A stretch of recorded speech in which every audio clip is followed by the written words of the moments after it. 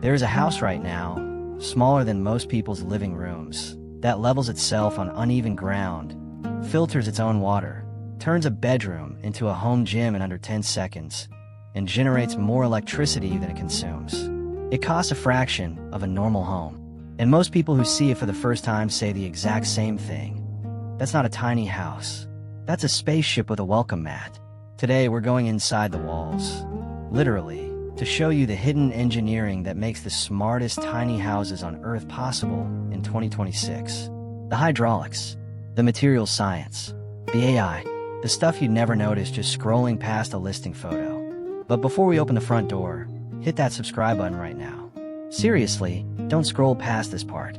We break down the real engineering behind the future of housing every single week. No fluff, no fake influencer nonsense. Just the actual mechanics of how these things work. Subscribe now, tap the bell, and let's go inside. Let's start with the bones. Because before a tiny house can be smart, it has to survive being dragged down a highway at 70 miles an hour, then sit through a blizzard, then bake through a heat wave, all without falling apart. For years, the debate in the tiny house world was steel versus wood. Steel was strong but heavy and prone to rust. Wood was light but vulnerable to moisture and pests. In 2026, many top builders have quietly shifted toward aircraft-grade aluminum framing instead. It's lighter, which matters enormously when the entire structure has to be towable. It resists corrosion far better than steel, so the frame isn't secretly rotting every time it rains. And because it doesn't expand and contract like wood, the shell stays tighter and more energy efficient for longer.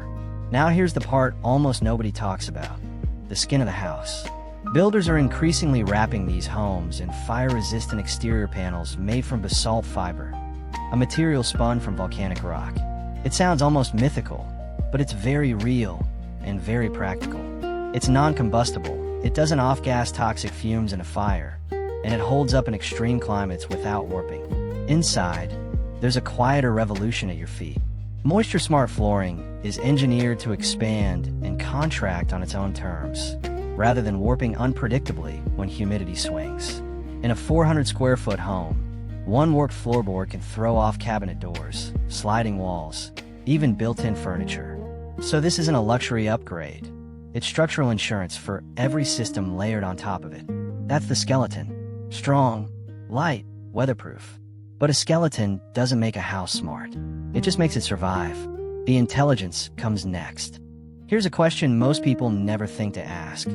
How does a house smaller than a parking space generate its own electricity, store it, ration it, and still run air conditioning, a fridge, an induction stove, and a security system, all without ever touching the grid?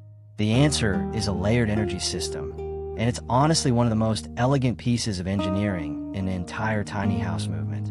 At the top of the stack, high-efficiency solar panels, often mounted flush to the roofline, so they don't add drag or bulk during transport. But solar panels alone don't make a house smart. Plenty of homes have had solar for decades. What's changed is what happens after the sunlight hits the panel. AI-managed battery storage systems now track weather forecasts, historical usage patterns, and real-time consumption to decide, almost like a tiny household economist, when to store power, when to spend it, and when to conserve it. If the system knows a cloudy week is coming, it'll quietly start rationing non-essential loads today. If it knows you tend to run the air conditioning hard between 2 and 4 in the afternoon, it pre-charges the battery bank earlier in the morning to make sure there's a surplus ready. And because even a perfectly engineered off-grid system can get caught out by a freak storm or an unusually long stretch of clouds, most serious builds now include backup power devices, compact, portable units that can bridge the gap without forcing you to fire up a noisy gas generator. The genius here isn't any single component. It's that generation, storage, and consumption are all talking to each other in real time. That's the difference between a house with solar panels and a house with an actual energy brain. Generating and storing power is only half the equation, though. The other half is not wasting it. And that brings us to the walls, the windows, and the air you breathe inside these homes. Traditional thermostats are dumb. You set a number, and the system chases that number blindly, burning energy every time the temperature drifts even slightly. AI climate control systems in modern tiny houses work completely differently. They learn your actual habits, when you tend to be home, which room you spend time in, how you personally respond to warmth versus cold, and they adjust airflow and temperature proactively instead of reactively. Instead of blasting the AC to fix a problem, the system anticipates the problem before it happens and makes a smaller, quieter, cheaper adjustment in advance. Pair that with smart glass. Windows that electronically shift their tint to manage heat and glare without a single curtain or blind, and you get a building envelope that's constantly negotiating with the sun on your behalf. On a blazing afternoon, the glass darkens to block heat gain. In the evening, it clears up to lead in the last of the light. No manual adjustment. No wasted energy fighting a problem you created by leaving the blinds open. Then there's the air itself. Integrated air quality systems continuously track humidity and airborne pollutants, adjusting ventilation automatically. In a space this small, air quality problems compound fast. Cooking fumes, moisture from showers, even just human breathing can shift the internal atmosphere quickly. These systems catch it before you'd ever notice a stuffy room or foggy window. At this point, the house is generating its own power, managing it intelligently, and actively regulating its own climate and air quality unprompted. It's starting to sound less like a structure and more like an organism with a front door. But none of that matters if you can't actually live in the space. Which brings us to the real party trick of modern tiny houses, the part that goes viral every time someone films it. Picture a 240 square foot space. Now picture that same space functioning at different points in the day as a bedroom, a home office, a dining room, a lounge, and a home gym. That's not a hypothetical. It's a real design approach being tested and refined right now, inspired heavily by research out of MIT CityHome project, which explored how robotic, motorized furniture could let a single room serve wildly different functions on command. Here's how it actually works under the hood. Beds fold vertically into the wall on hydraulic or motorized tracks. Desks slide out from cavities that are invisible when closed. Dining tables drop down from what looks like ordinary wall paneling. And increasingly, entire partitions glide along ceiling or floor-mounted tracks, physically reshaping the layout of the home in seconds rather than fixing it in place forever. The engineering challenge here is brutal, by the way. Every motorized piece of furniture has to move real weight, stay quiet, and survive being used multiple times a day for years, inside a structure that might also be bouncing down a highway on a trailer. That's a very different design brief than a robotic arm in a factory that never leaves the building. For less complex builds that skip the robotics entirely, designers are still squeezing incredible flexibility out of clever mechanical tricks. Fold-down countertops, staircases that double as drawers, stair-step storage that turns in used vertical space into a functioning closet.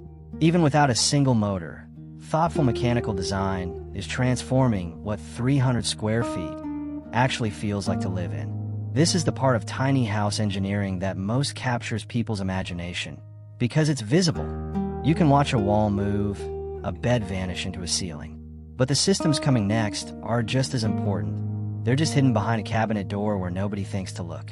Water is one of the least glamorous parts of home design, and one of the most important, especially once you take a house off-grid. Traditional homes are wasteful by default. Every shower, every hand wash, every load of laundry sends water straight down the drain, gone forever. Modern tiny houses increasingly refuse to accept that. Smart greywater systems capture the water from sinks and showers, filter it, and route it back into non-drinking uses like flushing toilets or irrigating a small garden bed. It sounds simple in concept, but the actual engineering, the filtration stages, the pump timing, the sensors that make sure contaminated water never accidentally gets reused for something it shouldn't, is genuinely sophisticated. It has to be, because there's zero margin for error in a system this compact. Heating that water is its own puzzle. Tankless, on-demand water heaters have become the standard here, because a traditional tank simply wastes too much space and energy, keeping a whole reservoir of water hot around the clock, whether or not anyone needs it. On-demand systems heat water only in the exact moment it's needed, which matters enormously when every watt is coming from a solar panel and a battery bank rather than an unlimited utility grid. And in the bathroom specifically, moisture is public enemy number one. Small, sealed spaces trap humidity fast, which is exactly the kind of environment that breeds mold and slowly destroys interior finishes. That's why compact dehumidifiers and moisture-resistant materials aren't an afterthought in these builds. They're treated as core infrastructure, just as important as the plumbing itself. None of this is flashy. Nobody films a viral video of a greywater filtration cycle. But strip it away, and every other smart feature starts to fail within days. It's the plumbing equivalent of a house's immune system. Invisible when it works, catastrophic when it doesn't. Now, let's talk about what happens when something threatens the house from the outside. Because the smartest tiny houses aren't just efficient, they're also remarkably good at protecting themselves. Because so many of these homes are mobile, or sitting in remote, temporary locations, security has become a serious engineering priority, not an accessory. Modern tiny house security cameras are built specifically for this context.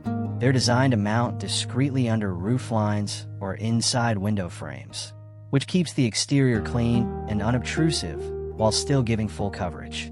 Many run on solar power directly, meaning they don't drain the home's main battery bank, and they keep functioning even if the house itself is powered down or in transit. Remote monitoring ties all of this together. Owners can check live camera feeds, get instant motion alerts, and even lock or unlock doors from a phone anywhere in the world. For a house that might be parked in a remote forest one month and a coastal lot the next, that kind of remote oversight isn't a luxury, it's basic peace of mind. Then there's structural safety, especially critical for houses on wheels facing severe weather. In some advanced builds, sensors detect dangerous shifts in wind, weight distribution, or ground stability and adjust automatically, locking down loose furniture, securing exterior modules, and keeping the structure balanced during storms. The goal is a house that protects itself without anyone needing to manually intervene during an emergency. It's a strange thing to sit with. A structure smaller than most garages, quietly running its own security detail and reacting to threats faster than a human occupant ever could. Here's the final piece of the puzzle, and it might be the most important shift happening in this entire industry right now. Modularity. For most of tiny house history, what you built was what you got. Want more space later? Start over. That's changing fast. Builders are now designing plug-and-play expansion modules, additional pods and rooms that arrive pre-wired and pre-plumbed, engineered to align with standardized hookup points on the main structure. Instead of a full renovation, adding a room can become a matter of hours, not months. Field deployable expansion mechanisms, motorized slide-outs and folding walls. Take this even further. A house can travel down a highway at its legal, road-ready width, then physically expand once it's parked, sometimes growing by hundreds of square feet of usable floor space. The engineering tolerance required here is unforgiving. These hydraulic systems have to seal perfectly against weather, operate for years without failure, and do it all while supporting real structural load. Put it all together: the aluminum skeleton, the AI energy brain, the self-regulating climate systems, the transforming furniture, the invisible water infrastructure, the self-monitoring security, the modular expansion, and you understand why people who step inside these houses struggle to describe what they're looking at. It's not a small house. It's a fully integrated system, where every component is in constant conversation with every other. So back to that house we opened with, the one that levels itself, filters its own water, folds a bedroom into a home gym, and produces more power than it uses. It's not science fiction. It's not one single miracle invention. It's dozens of unglamorous engineering decisions. In the framing, the flooring, the plumbing, the furniture hinges, the battery firmware, all stacked on top of each other until the result feels like magic. That's the real hidden engineering behind the world's smartest tiny houses. Not one big idea, hundreds of small, disciplined ones, working together. If this pulled back the curtain for you even a little, hit subscribe if you haven't already, drop a comment telling me which system surprised you the most, and share this with someone who still thinks tiny houses are just sheds with good lighting. We've got more deep dives into the engineering shaping the future of housing coming very soon. You will not want to miss them. See you in the next one.